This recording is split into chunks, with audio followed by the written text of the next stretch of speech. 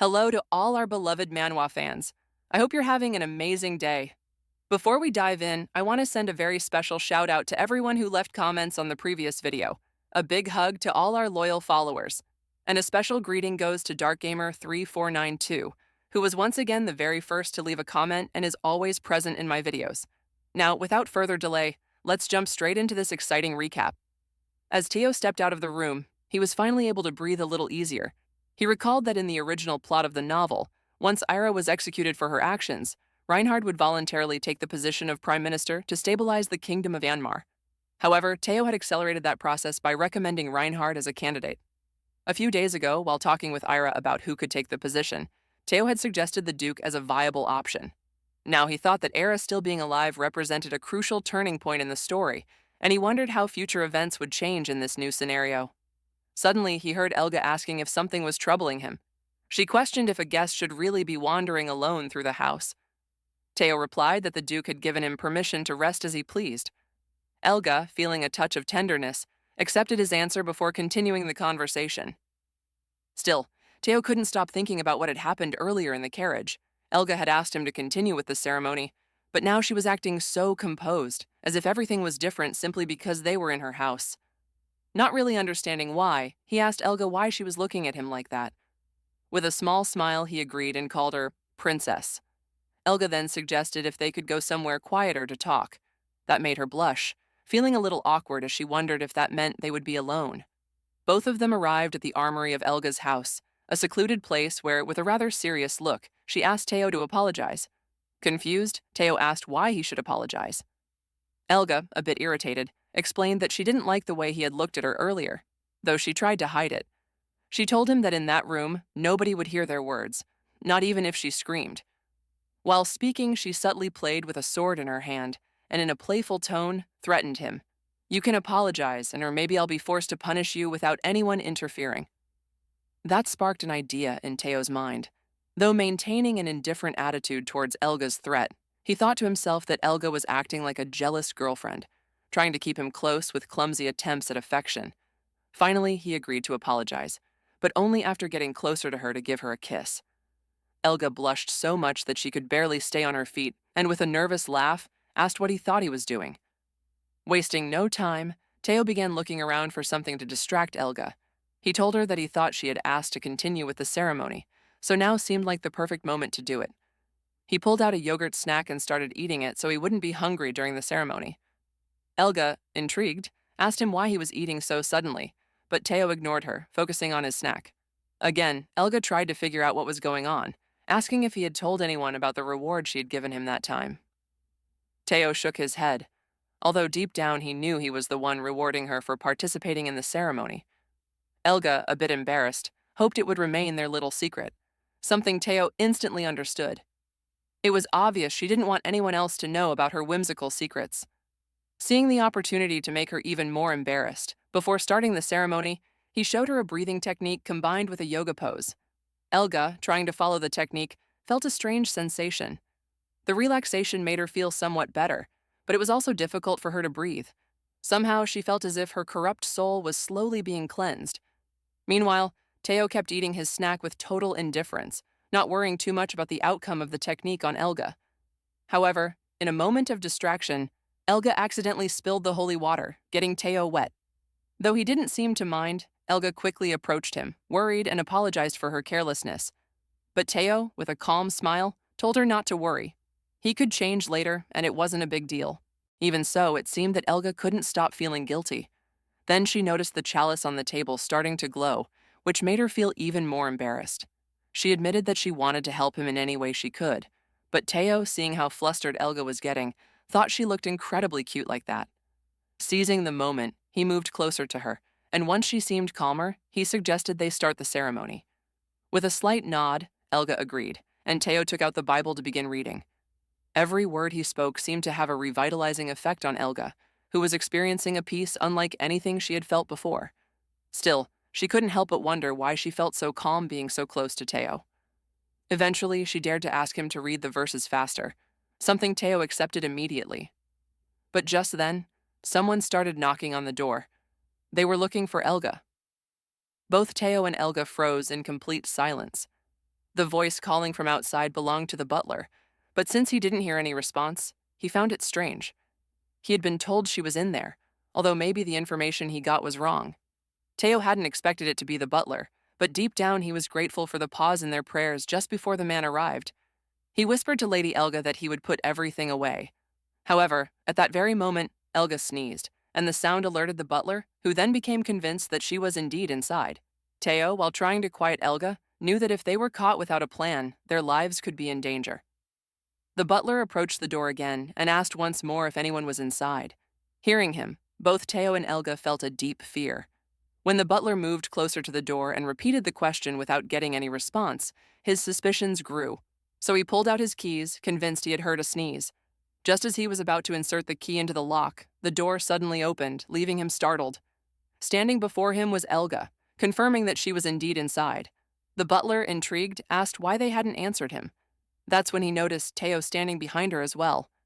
Elga quickly lied, saying she was showing Teao the new sets of armor she had acquired, and that maybe that's why they didn't hear his call.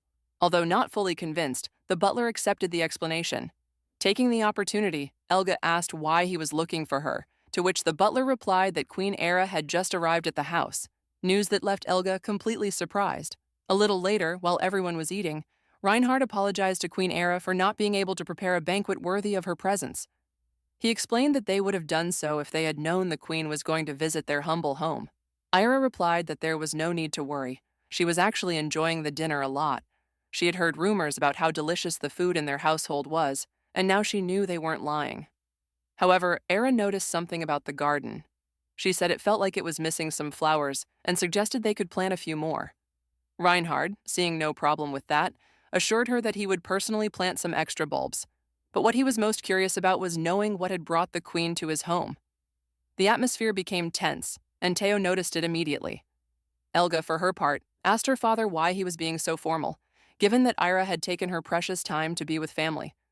Reinhard scolded her, ordering her to maintain proper manners in front of Her Majesty, for Ira's duty as queen was more important than family ties.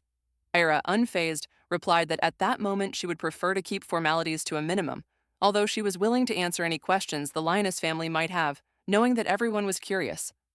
Ira began by mentioning that Teao had probably already informed the Duke about her imminent appointment as Prime Minister. Reinhard took it as good news, which pleased Ira. She couldn't think of a more suitable candidate than him. Next, Ira brought up the Duke's youngest son, Richard Lioness, a boy known as the treasure of the Reinhard family. At that moment, young Richard stood up from his seat with surprising elegance and introduced himself to the Queen as Richard von Lioness. Ira immediately noticed the intelligence of the boy, something she had already heard about him before. After listening to his words, Ira decided that someone like him could very well become her successor in the future. This left Reinhard and Elga completely speechless, while Teao, on the other hand, remained calm and composed. Elga, confused, asked Ira what exactly she meant by successor. Once again, Reinhard scolded her, demanding that she show proper manners in front of the queen, which only made the atmosphere even more silent and tense. It was then that Reinhard, in a serious tone, asked Ira why she believed Richard was the ideal successor. Teao, staying sharp, realized this was the perfect opportunity to bring Reinhard to his side. He knew the Duke would never be satisfied with just becoming Prime Minister. They needed an even stronger card.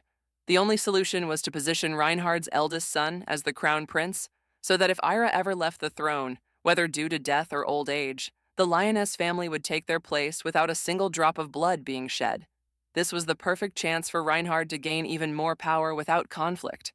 However, Teao hadn't expected Ira to act so quickly and decisively, and though he was surprised, he knew this only meant the day with Elga would become longer and more complicated. She clearly wanted an explanation. Later, as Teao and Ira walked through the hallways, Ira told him that, just as she had anticipated, mentioning her son had noticeably softened Reinhard's attitude. Teao praised her for how well she handled the situation, assuring her that the hardest part was over. However, in his mind, he wondered if they could move things along even faster. Also, seeing the relationship between Elga and Teao, Ira knew the situation would calm down soon, although Elga would probably stay upset for a while. Nevertheless, Ira wanted to know if this meant her safety was now guaranteed by the Lioness family. After all, if anything were to happen to her, all eyes would turn to them. Teao, aware of the dangers Ira had faced since her childhood, tried to ease her mind a little, assuring her that she could trust him. For now, she should leave all those worries for tomorrow. He told her she had come a long way to get here, so it would be best for her to rest.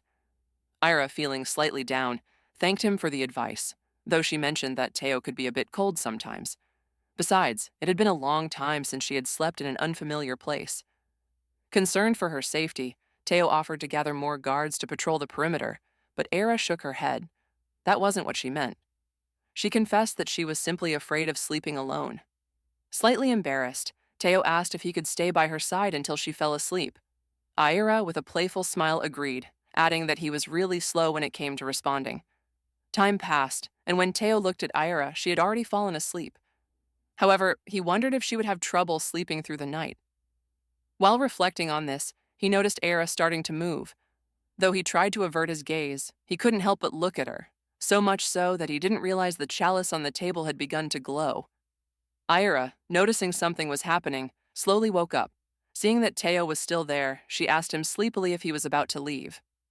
Teao, slightly caught off guard, realized she was now fully awake. It was then that Ira, noticing the glow of the chalice, asked if it was because of her. Teao fell silent for a moment, searching for an excuse, knowing the situation could become awkward quickly. However, Ira approached the chalice as if something was calling to her. Teao, concerned, asked her to stop, but Ira didn't listen. She carefully got closer to the object while Teao wondered what she was doing. He thought that maybe the benefits of the holy water had affected her behavior, since she didn't seem to be aware of what she was doing. "Why don't you take a bath?" Teao suggested, trying to divert her attention. "I think you need one." Ira, however, didn't see it as necessary. Still, she recognized that Teao had played an important role in securing the support of the Lioness family and wanted to reward him in some way. However, her insistence only confused Teao more. Finally, Ira took the chalice and began to clean it, wondering how it was supposed to be done. But as she did so, the glow intensified even more, which alarmed Teao once again. He asked her to stop, but Ira insisted, "I'm just getting started, I'm not done yet." Although Teao was still reluctant to let Ira continue cleaning the chalice, Ira silenced him with a firm look. If he didn't listen, she would chase him all over the house without hesitation. Meanwhile, Ira was feeling something strange within her body, an inexplicable sensation that pushed her to keep cleaning the chalice until she could obtain the holy water. Despite feeling uneasy about the situation, Teao couldn't help but get distracted as he watched Ira. The more time passed, the calmer he felt about the idea of her receiving her reward, though he still wondered if Ira might just be playing some sort of prank on him. Suddenly, Ira noticed something unusual. Holy water began to flow from the chalice. On impulse, she drank directly from it. Teao watched in surprise, knowing it was the first time Ira drank so directly from the chalice. He could feel that something inside her was changing, although he regretted not warning her sooner. Ira, however, didn't seem upset. On the contrary, she looked calm and relaxed, asking if that was how purification worked. Teao, left speechless by Ira's serenity, began to feel a bit guilty for not having helped her more. In an attempt to balance the situation, he asked Ira for a danonino, though she insisted it wasn't necessary. Determined not to be left behind, Teao opened one he had nearby and began eating it. Ira, for her part, felt oddly at peace seeing Teao so relaxed. Something stirred in her heart. For the first time in a long while, she felt a sort of purification within herself, as if some of the corruption she carried was beginning to fade. Teao noticed the change in her, but said nothing, although he could also see she was a bit tired. That was when Ira asked him if they could pray together, an act that seemed necessary to her. Teao, a little embarrassed, told her he couldn't do it at that moment, reminding her that they were in a house that wasn't the palace and there were too many eyes and ears around. If anyone discovered his true identity in private matters, his life would be in danger. For that reason, he asked Ira to wait until they returned to the palace. Although she seemed a little disappointed, she agreed without saying much. For Teao, it was surprising. He had never seen her with that expression of disappointment before, but he accepted it as a good sign, a useful way to tame someone. The next morning, the Duke asked if Ira and Teao would consider staying a little longer. However, Ira wasn't interested, saying she had rested enough. What really intrigued her was that she hadn't seen Elga. Reinhardt explained that Elga had overslept, but promised to speak with her later and asked Ira not to worry. To Ira, there was no need for Reinhardt to be so strict with Elga. She only wanted to say goodbye before leaving. With nothing else to add, they both prepared to depart. Reinhard bid them farewell with a respectful bow, wishing them luck, leaving Teao surprised by the Duke's kindness. In his mind, Teao reflected on how the feared Reinhard, known as the Unstoppable, seemed to have transformed into a docile puppy overnight. Meanwhile, Teao asked Ira if she was sure about not using the carriage. Ira, excited, assured him she preferred riding a horse. She was eager to leave the castle and explore the city and its surroundings over the weekend.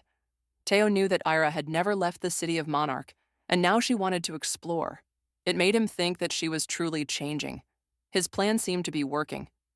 Confident, Teao mounted his horse, ready to guide her, and mentioned there was a nearby place called Castle Enrich. He explained that a century ago it had been a fortress built by the Demon King to oppress the citizens, but now it was a historical site. Ira praised his knowledge. Meanwhile, at Castle Enrich, one of the guards was being attacked, or rather, an ogre had lost control. A crowd had gathered around, watching the chaos and wondering what was happening. The ogre, shouting his name, Gorgor, was demanding his rights, including claiming ownership of Castle Enrich. He warned that he would destroy anyone who stood in his way. At that moment, Teao and Ira arrived at the scene. Ira wanted to know what was happening, but Teao couldn't fully understand the ogre's behavior, although it was clear he was causing havoc. Concerned, Teao asked Ira to stay back because the situation was dangerous. Still, he reflected that while ogres weren't known for their intelligence, they also didn't usually act this way. Suddenly, the ogre struck one of the guards, causing blood to splatter onto Ira's coat. Alarmed, Teao turned to her and noticed the stain. He asked if she was all right, and she replied calmly that it was just a small splash. However, this enraged Teao, who began shouting at the ogre, demanding to know why he was causing such chaos. Gorgor, intimidating as ever, approached Teao and asked who he was. The ogre explained that he had tried to negotiate with words, but since no one listened, he resorted to force. Teao, trying to de-escalate the situation, assured him he could help, but Gorgor, distrustful, accused him of lying and raised his fist, ready to strike. The crowd held their breath, fearing for Teo's life. But in that instant, a snapping sound echoed through the air, and everything fell silent. Gorgor began floating above the ground, and the people immediately realized this was the work of a mage. Whispers quickly spread through the crowd that Teao must be a powerful sorcerer. Though Teao knew that wasn't true, he recognized the power at work. It belonged to the third greatest mage of the empire, known as the Queen of Anmar, Ira Bontar and Tara VII. Realizing he was suspended in the air, Gorgor begged to be let down. Teao kindly asked Ira to release him, but she hesitated. Letting him go could put the citizens in danger. Teao insisted, arguing that ogres didn't attack without reason, and that someone must have manipulated him into acting this way. Finally, Ira agreed to lower him, though cautiously. By that time, Gorgor was visibly terrified. Teao approached the ogre, determined to save him. Later, Teao explained to Ira that the ogre had caused destruction because he hadn't been paid for his work at the castle in over 2 years. Outraged, Ira wanted to punish those responsible and send scouts to investigate and deliver justice. Teao agreed, though his main concern was discovering who had manipulated Gorgor, since ogres couldn't lie. Moreover, Gorgor had mentioned that Teao smelled similar to a human woman he had spoken to earlier. Suddenly, a shout interrupted their conversation. An angry mob was calling for someone to be captured. They claimed a witch had been posing as a nun. The woman, offended at being called a witch, tried to escape, but Teao stuck his foot out, causing her to trip and fall to the ground. As she tried to get up, Teao noticed something unusual about her. She wasn't human, but a little demon, a minor devil. The villagers warned Teao to step back, saying she was dangerous. However, he wanted to understand the situation. One of the villagers explained that the little demon had been pretending to be a nun for a long time, manipulating the townsfolk, and for that, she should be burned at the stake. The little demon, who introduced herself as Marmar, defended herself, claiming she hadn't done anything wrong. On the contrary, she had helped many people. Teao agreed that being a demon wasn't a crime, and reminded them that burning someone at the stake was a national offense. Still, the villager dismissed Teo's words, claiming it was a tradition of the village. As they dragged Marmar away, she cursed Teao for making her fall and swore to haunt him even in the afterlife. Ira, meanwhile, seemed oddly entertained by the spectacle she was about to witness. Knowing he had to protect Ira's future, Teao thought quickly and asked how much it would cost. The villagers, confused, didn't understand what he meant. Teao clarified that he wanted to know the total price of the damages caused by Marmar. After a moment of deliberation, The villagers calculated the total cost, including the wages of the workers who had gone on strike because of her, and set the price at 12 gold coins. Without hesitation, Teao handed over a pouch with the exact amount. The villagers, surprised, warned that there would be no refunds and left satisfied. Ira, curious, asked Teao what he planned to do with Marmar. Teao explained that he needed someone smart who could help him investigate the ogre's case, and he believed Marmar could be useful. Marmar, however, was indignant, accusing Teao of treating life as if it were something that could be bought and sold. Unbothered, Teao reminded her that although he had technically bought her, she was free to leave, as long as she returned the 12 gold coins. Annoyed, Marmar reaffirmed her name and declared that, for now, there was only a business relationship between them, nothing like master and servant. Ira, visibly exhausted, insisted on returning to the castle. Teao agreed and accompanied her to the carriage. Marmar, still confused, grew alarmed upon hearing Ira's name and became even more nervous upon arriving at the castle. Marmar recognized the place as the residence of the famous Queen of Anmar and feared that the queen might turn her demon tail into a magic wand. Teao, tired of her comments, warned her to stop insulting Ira, pointing out that the queen didn't need wands to perform magic. Still puzzled, Marmar asked why Teao had brought her there, but Teao thought to himself that she had chosen to follow them when she could have easily escaped. He then explained that he considered her a useful creature in many situations, which intrigued Marmar. Recalling the rumors about the castle, Marmar assumed everyone there had an insatiable obsession with religion and feared she might be used for some unknown purpose. At that moment, Teao asked if she had been the cause of the disturbances in Enrich. Marmar admitted it, but didn't understand why Teao wanted to know. As Teao approached, Marmar watched him suspiciously, thinking he was looking for an excuse to get closer to her, and decided that if he tried anything, she would bite him. However, Teao took out a book and showed her that he was taking notes on the labor laws of the country. Seeing that Marmar seemed interested, he asked if she could help him. Nervous, Marmar accepted, admitting that she had a good amount of knowledge in that field. Suddenly, Marmar caught a strange scent coming from Teao, a smell that felt oddly familiar. Confused, she asked if he was also a demon. Teao stayed silent, feeling like maybe it would have been better to sell her after all. After a while, Marmar concluded that Teao was a hybrid, part nymph and part demon, something she had never seen before. Teao, for his part, reflected on the fact that he had only recently discovered that truth about himself. He hadn't considered it important until now.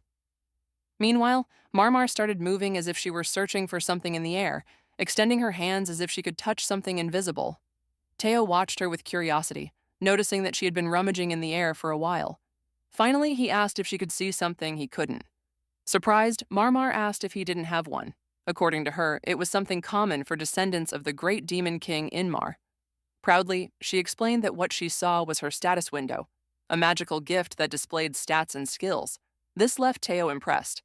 He remembered that in the original story of the Villain Hunter series, there was a similar scenario where some characters had this ability. If he could obtain that power, changing the course of the story would be much easier. Intrigued, Teao asked if Marmar could help him acquire that ability.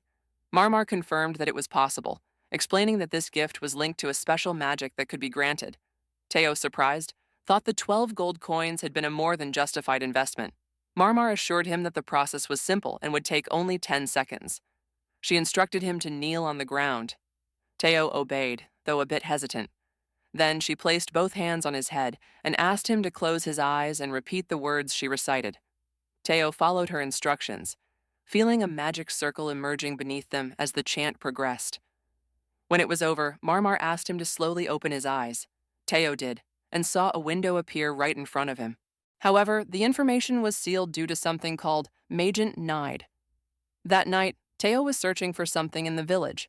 He felt he was close to the right place until he finally found it.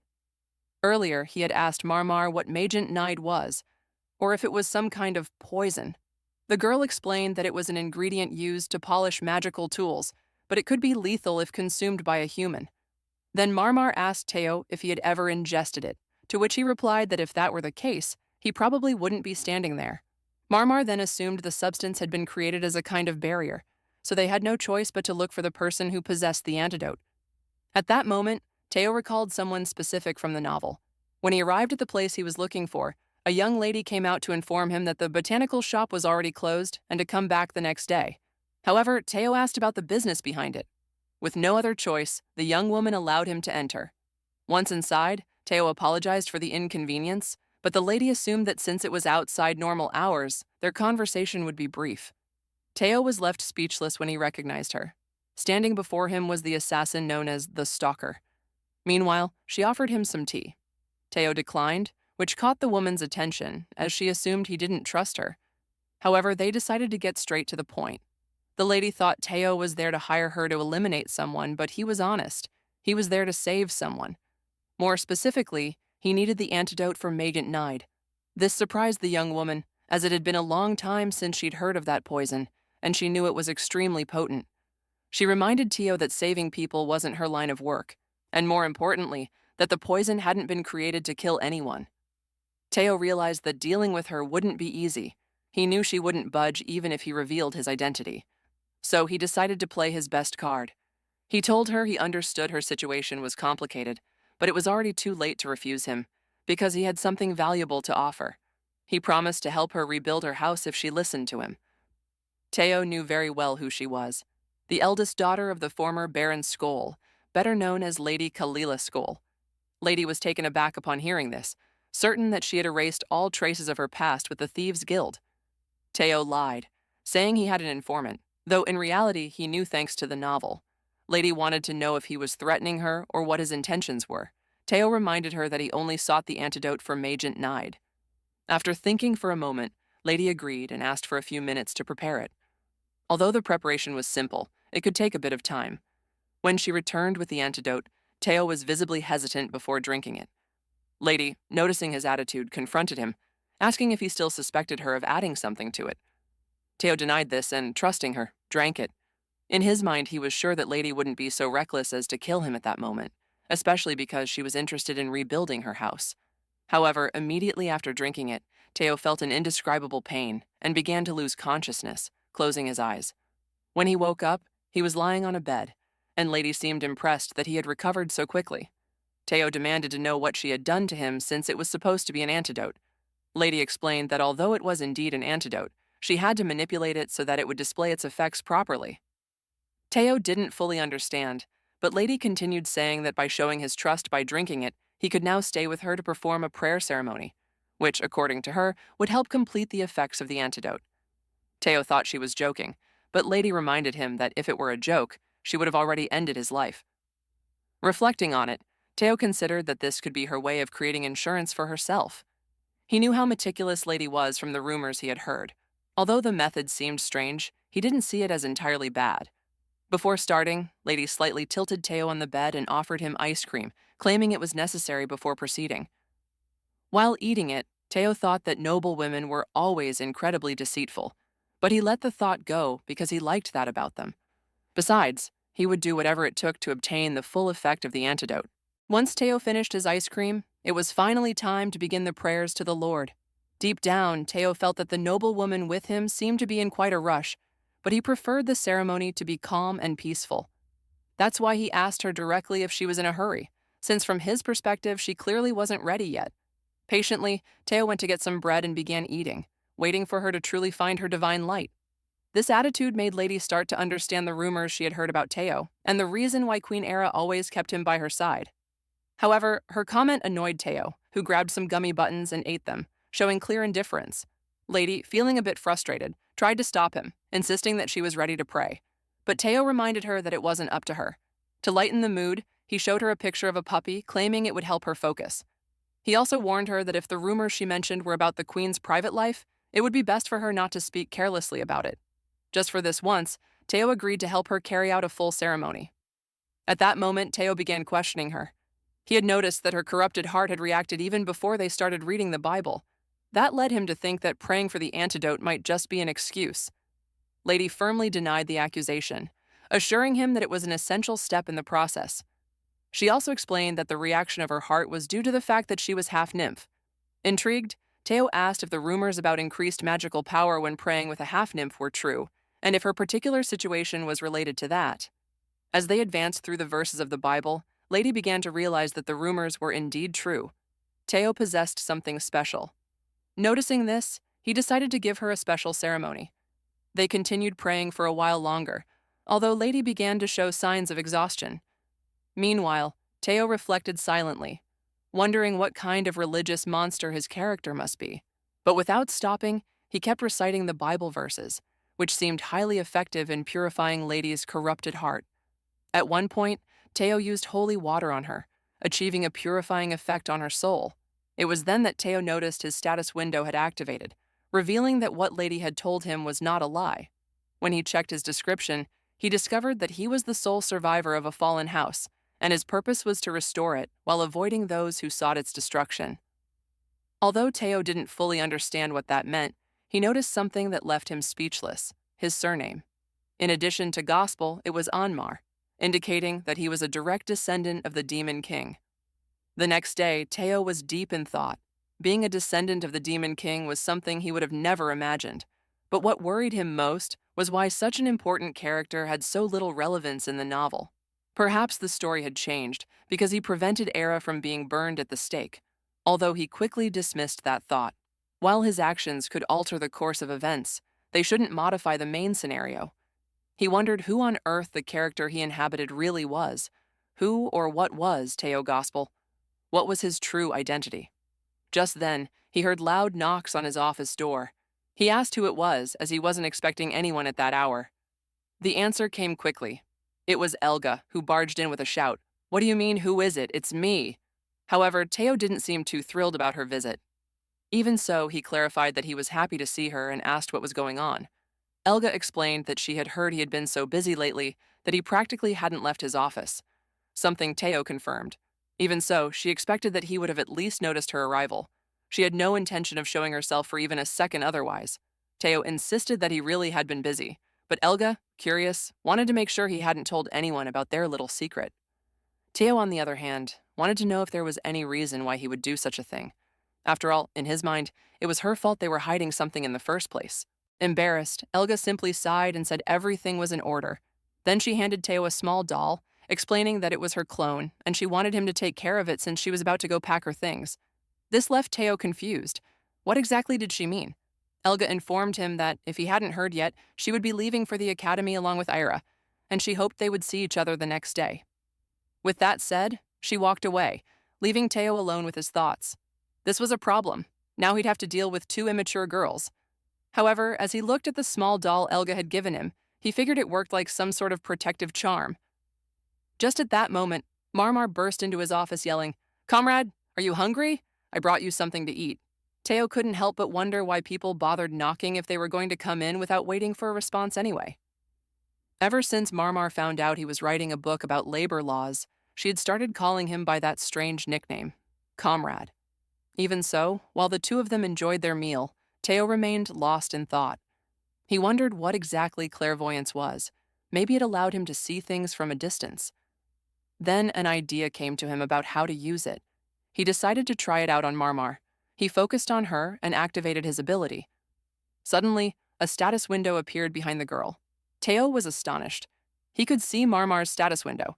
That amazed him. If he used this ability well, maybe he could control everyone like it was a game.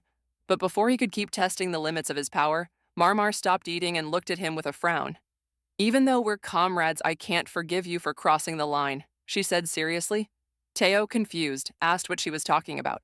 Visibly flustered, Marmar muttered that he had been staring at her suspiciously. Teao quickly apologized. In reality, he had only been looking at her status window. Marmar, not understanding what he meant, simply demanded that he focus on eating while at the table. Teao made a mental note to be more careful in the future. Luckily, it seemed Marmar had no idea he could see other people's status windows. However, since he needed to fix his gaze on someone to activate the ability, he would have to be discreet about it. A little later, the entire palace was celebrating Queen Ira's departure. She would be leaving the kingdom in the care of her uncle, Reinhard, who now held the position of prime minister. Reinhard told her not to worry about palace affairs and to enjoy the journey, assuring her it would be a great experience. Even the nobles congratulated her on her departure, although Teao was certain in his mind that they were all secretly relieved. After all, for them, the queen was like a thorn in their side, and if not for him, most of them would have already been exiled. They should be grateful to him. Before saying goodbye, Reinhard asked Elga to take good care of the queen. Elga, however, brushed it off, assuring her father there was no reason for him to worry. Ira began to open a magic circle that would transport them to their destination. Elga watched the spell in amazement. Reaching the Holy Land in the blink of an eye was truly impressive, and certainly convenient given their situation. Marmar, in a surprisingly soft tone, told Teao she wanted to use the magic circle too. However, he placed a hand on her head and reminded her that she had an important task, watching over the second group. He could only trust her with that. Marmar shyly accepted her role and promised to see him in a week. Thus, the three young travelers said their goodbyes to everyone. When the magic circle activated, a blinding light surrounded them. When they opened their eyes again, they had already arrived at their destination. A group of monks greeted them respectfully, welcoming the Queen of Anmar to the Holy Land. For Ira and Elga, the city shone with an incomparable radiance. Teao tells us that the Holy Land is a city of salt and light. While other countries fought over territory, this was the only one that remained neutral. Here stood the only institutional academy for warriors across the continent, a place where royalty and nobility gathered to receive education, whether to survive or to bring glory to their families. One of the priests approached to escort Ira to the banquet. Once inside the hall, the nobles wasted no time in praising the young queen's beauty, describing her as if the creator herself had shaped her with her own hands. Meanwhile, Elga was visibly annoyed, feeling like she was just wandering around aimlessly, and quickly expressed her desire to go back home. Teao noticed that the girl hadn't yet freed herself from her jealousy, which he found to be the perfect opportunity to take a glance at her status window. However, Elga caught his stare and, with a frown, asked him why he was looking at her so intently. Teao denied having any strange intentions, claiming maybe she was confused because he might be a little out of it. Elga, of course, didn't believe him for a second. She knew he was lying, and if necessary, she would prove it by showing him a gummy candy. At that, Teao blushed to himself, just as he thought no one could resist such strong feelings. The system, almost as if confirming his theory, notified him that he was feeling attracted to her, awarding him experience points in the faith-strengthening skill. This left him intrigued. Could he really gain experience this way? Elga interrupted his thoughts, noticing he had frozen up. She teased him, saying that he used to be more proactive, like the last time. Plus, there was no need to worry. No one would see them at this hour. No one passed through that corner of the temple. The system granted him 5 more points. Teao stood deep in thought. If every time someone felt attracted to him he gained experience, then leveling up would be much easier. Winning over any girl would become simple. At that moment, Elga made an unexpected comment. "Do you like my feelings? I remember you used to spy on me in secret when we lived together." Teao remained silent. There was a time when he really did that, when he didn't understand anything about this world, and his only goal was to survive one more day. He would often distract himself by playing with Fifi instead of holding back. But now he understood the situation had changed. He had just brought Ira to the academy and couldn't ruin it for a brief romantic moment. So he stayed firm and told Elga that maybe he was just a little out of it and should probably go see where Ira was. This angered Elga, who replied that she couldn't change him. After all, Ira only saw him as a toy. However, she herself could turn him into a man of the Lyonnaise household, something that genuinely surprised Teao. Still, he thought that might have been a tempting offer in the past. Being close to the Lyonnaise household would have increased his chances of survival. But now, with the blood of the Demon King running through his veins, that was impossible. Seeing that Teao said nothing, Elga became even more frustrated and said that it wasn't fun anymore since he didn't even go along with her jokes. Therefore, she decided to go to sleep and told him that instead of wasting time, he should take a moment the next day because there was a place she wanted him to accompany her to. She then said goodnight and left.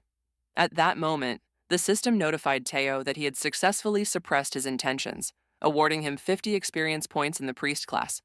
Now he understood a little better how all of this worked. That night, Ira asked Teao where he had been since she had been looking for him. He apologized and explained that Lady Elga seemed very tired, so he escorted her. Ira understood. There was no one else to attend to her, but sometimes she wondered whose side he was really on. She also questioned why the person known as the Saint hadn't shown up yet. Teao replied that apparently there was a very important religious event, so she had gone to pray and would return soon. This annoyed Ira a little. Who did this so-called saint think she was to make her a queen? Wait. Even outside her kingdom, she would have already ordered her to be burned. That thought worried Teao deeply. He knew very well how much Ira enjoyed burning people. In Ira's room, the girl had fallen asleep while reading a book. Teao figured she must have been truly exhausted after such a hectic day, not only having to speak with countless people, but also using teleportation magic. Even so, he stayed there watching her, simply because of how adorable she looked while sleeping. He assumed she wouldn't wake easily once asleep, so he took the opportunity to check her status window. Teao quickly activated his clairvoyance ability, allowing him to observe the full status of Ira and Tara. However, certain details remained hidden from his vision, which led him to assume that due to the difference in their levels, much of the information was locked. He wondered what kind of truth was being kept from him. Could it be something deadly for everyone? Was there something about her he didn't know? He recalled someone mentioning something related to that before, but before reaching any conclusion, he noticed Era shifting slightly in her bed. Despite everything, Teao felt at ease, no matter what the truth was. No matter if Era the sinner deserved to be executed for all her actions, he would never let her die. As he walked through the hallways, he wondered if maybe he worried too much. But he was tired. Then he heard the sound of running water. Turning his head, he discovered a beautiful, decorated garden.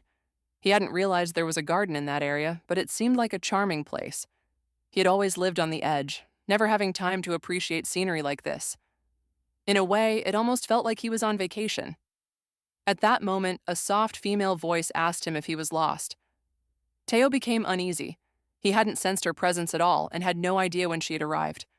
It was a maiden who explained that those visiting this place for the first time often lost their way easily. Yet Teao kept wondering what was this overwhelming pressure he was feeling. It was on a whole different level compared to Era. Teao commented to the woman that he supposed she was the saint, Freya, and that it was an honor to meet her. Surprised, she considered that perhaps Teao was a great priest, to recognize her without any introduction. To him, the rumors about Freya had spread all across Marmar. But what impressed him most was that she could identify him when he couldn't even see properly at the moment. Freya gently touched his face, apologizing and explaining that it was a necessary procedure for identifying people. She noticed that he was smaller and thinner than she had imagined, expecting to meet a tall, bearded, muscular man. Additionally, she sensed that Teao was half nymph. The boy was amazed. Even without sight, Freya had easily discovered his ancestry. Then she commented that he was very different from the rumors. Teao thought to himself that maybe the things people said about him weren't very flattering. However, Freya laughed, assuring him that she was just joking. She then bid him farewell, mentioning that she had spent too much time in her prayers. Before leaving, she asked Teao to keep their little meeting a secret. He simply bowed and wished her good night. Yet, in his mind, Teao knew there was something strangely captivating about that woman. Curious, Teao wondered what Saint Freya's status window would look like. He activated his ability, but just as he did, Freya stopped walking, turned toward him, and told him that although the world was full of things to discover, there were many things that should never be seen. This left Teao confused. Was it possible that she could sense his ability? Before he could answer himself, she spoke again, warning him that it was better not to attempt to see things that were forbidden. Nonetheless, she acknowledged that priests were quite stubborn, and the others wouldn't let him access anything beyond the books he was authorized to read. And if he were ever caught with any forbidden book, she would personally let him know. This confused Teao even more. Freya was now speaking as if she were a little girl. Before leaving, she asked him to keep what she had just said about the bishop a secret. Teao agreed, and with that, Freya walked away without saying another word. In his mind, Teao thought that all of this had to be some kind of joke, but he felt that her words were hiding something much deeper. Without a doubt, there were reasons to stay on high alert in this place. The next day at a bar, Elga was in an exceptionally good mood. For her, there was nothing better than a drink in the middle of the day. Teao, a bit skeptical, asked if this was really the place she had wanted him to accompany her to. The blonde nodded enthusiastically, explaining that she had heard this place was excellent and had been wanting to visit it for a while. But most of all, she wanted him to have a drink with her so he could relax a little. However, Teao felt she should be preparing her things for when the academy started. This clearly annoyed Elga, who felt like his complaints were only ruining her day. Besides, she hadn't come to the academy for him to interfere in her life. If he kept acting like that, she'd tell Era to send him back to Anmar. Teao sighed. He didn't want Era to take her words seriously, so he gave in and agreed to have a drink with her. For Elga, this meant she was doing a great job getting him to loosen up. Still, Teao couldn't help but notice that although she wasn't a teenager anymore, she acted like a high school student. But since he was already there, he decided to go along with her antics. After a while, Elga started getting dizzy, something Teao had fully expected since she couldn't hold her liquor well. The manager noticed her state and mentioned that, given the circumstances, it would be difficult for Teao to get her back, so he suggested letting her rest in one of their rooms, and even offered them a discount considering how much they had already consumed. Left with little choice, Teao agreed. When he carried her to the room, he was exhausted. He didn't understand how she could weigh so much. Still, he knew they had to return to the academy once she recovered. At that moment, he heard Elga murmuring that she shouldn't have brought him along and apologized for making things complicated. She kept repeating that she shouldn't have done it, but that she was truly sorry. This worried Teao deeply. Those words reopened a wound he thought had long since healed. A year ago, he had been in a state of complete helplessness, not even knowing how he had ended up in the world of the novel.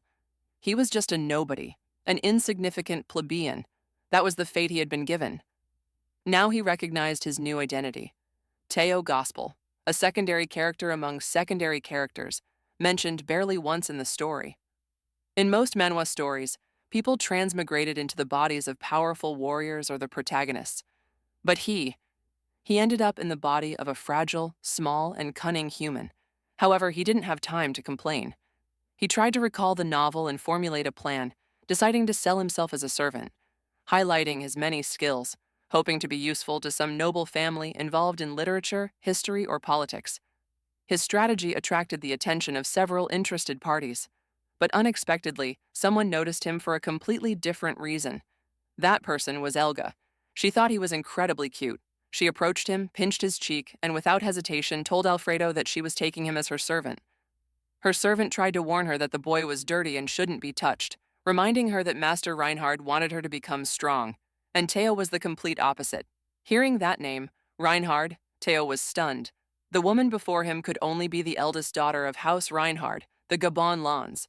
For him, things had turned out easier than expected. That was how he met Elga. A few days later, Elga called for Teao insistently. He went immediately, thinking it was something urgent. However, upon arriving, she simply smiled, happy that he had responded so quickly to her call. Teao, noticing the girl was practically as God had brought her into the world, blushed slightly and asked what she needed. It turned out she was trying to decide what to wear for Era's upcoming birthday and didn't know which dress to pick, so she wanted his help. He thought that if that was the problem, it would be better to call one of the maids. After all, he had rushed there because she had been shouting like she was in danger. But Elga asked if he would only come to her aid if she was in danger. Even though it was Elga who had dragged him to that place, she knew Teao had a good eye for details and trusted that he would give her an honest opinion. This made him wonder if people really didn't know how to choose their own clothes. Besides, how was he supposed to know anything about dresses? So he told Elga he didn't understand anything about the subject and wanted to leave. However, she grabbed his clothes and asked why he was trying to run away, insisting he stay with her for a while and play. Teao, a little embarrassed, repeated that he knew nothing about dresses. But then Elga noticed something shining on his clothes and asked what it was.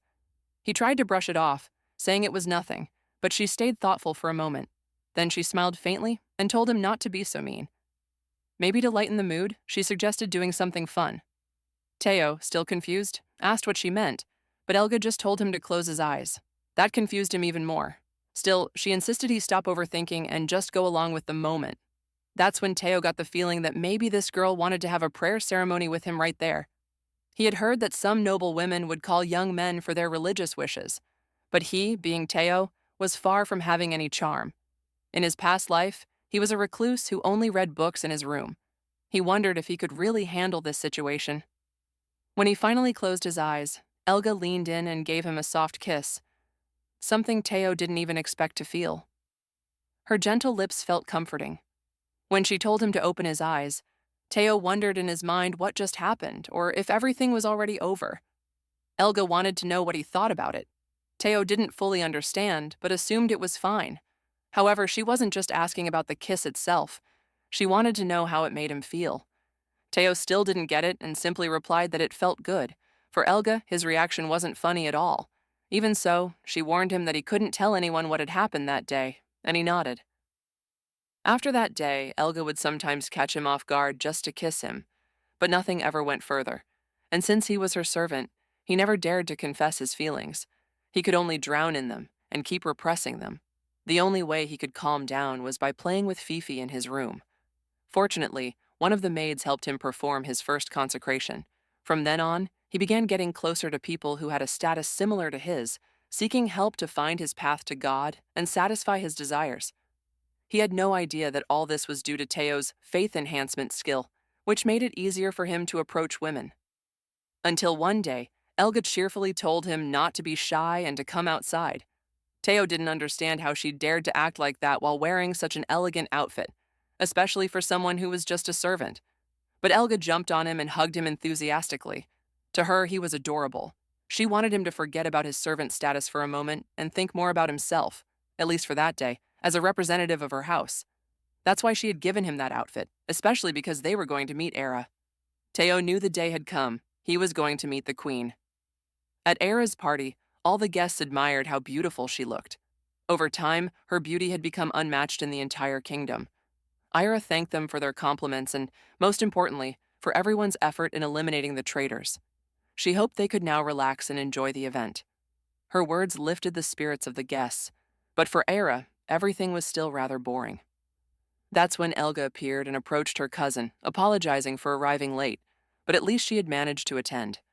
Ira thanked her for coming to her party. She was sure Elga had worked hard to get there. For Elga, this was an event she wouldn't miss. After all, it was her birthday. But then Ira noticed someone walking behind her. Elga introduced the person accompanying her. She told Ira that he was her new servant, Teao. For him, it was a great honor to meet her. According to Elga, Teao was quite smart, and being with him, there was never a boring moment. Ira observed him seriously, which made Teao nervous under her intense gaze. Then Elga remembered something important and signaled for someone to bring something immediately. They brought her the spoils collected from a recent war. Since Elga didn't know Ira's exact preferences, she decided to bring everything so the queen could choose whatever she liked. However, because Ira was someone special, Elga told her she could simply keep it all if she wanted. Among the items was a sword forged with melted nitrile, a wand crafted from goblin leather, and most importantly, a strange object that even Ira herself didn't recognize. For Elga, it was nothing special, just an artifact that could be useful for entertainment when feeling lonely. She even joked that Ira could easily get any guy she wanted to help her with that. After all, she was the queen. Even so, Elga assured her that she hadn't opened the toy nor used it yet, though she had heard that sometimes the best part was the anticipation itself. Those words left Ira deeply embarrassed. Nevertheless, Elga insisted she come closer to see her gifts, claiming she had brought some truly amazing things. Ira stood from her throne to get a closer look at the items displayed before her. She asked if she could choose whatever she liked, to which Elga nodded without hesitation. For a moment, the queen stood contemplating the objects, her face slightly flushed. Then, finally, she pointed her finger to make her choice, leaving Elga completely speechless. Ira had chosen Teao. Elga, stunned, told her cousin that Teao wasn't an object. He was the servant she had brought. Ira knew that perfectly well, but being a servant also meant he could be considered part of her belongings. In the end, he was something Elga had brought to the party, and out of all the options, Teao was what she liked most. The murmur of the nobles quickly spread throughout the hall. The guests began whispering about the queen's unexpected choice. Elga, hearing the rumors, wanted to do something to make Ira change her mind. But in the end, she faked a natural smile and assured everyone it was only expected for the queen to have such good taste. She promised Ira could take him once Teao packed his things. Ira thanked her for her generosity, while Elga tried to enjoy the rest of the party as if nothing had happened. Of course, even if she acted normal, Teao couldn't hide his concern for the blonde girl. Later in the garden, Teao approached Elga to ask if she was all right. She replied bitterly that Ira always took all the good things. Teao didn't fully understand the meaning of her words, so Elga clarified that she had always had to give up many things for her cousin. After all, Ira was royalty. But now that it had come to this point, Elga admitted she should never have brought him here, because now, thanks to Ira, she would lose him. Teao noticed her distress and tried to reassure her that even if he entered the palace as a servant, he would still see her during royal court meetings. But Elga shouted that wasn't the problem.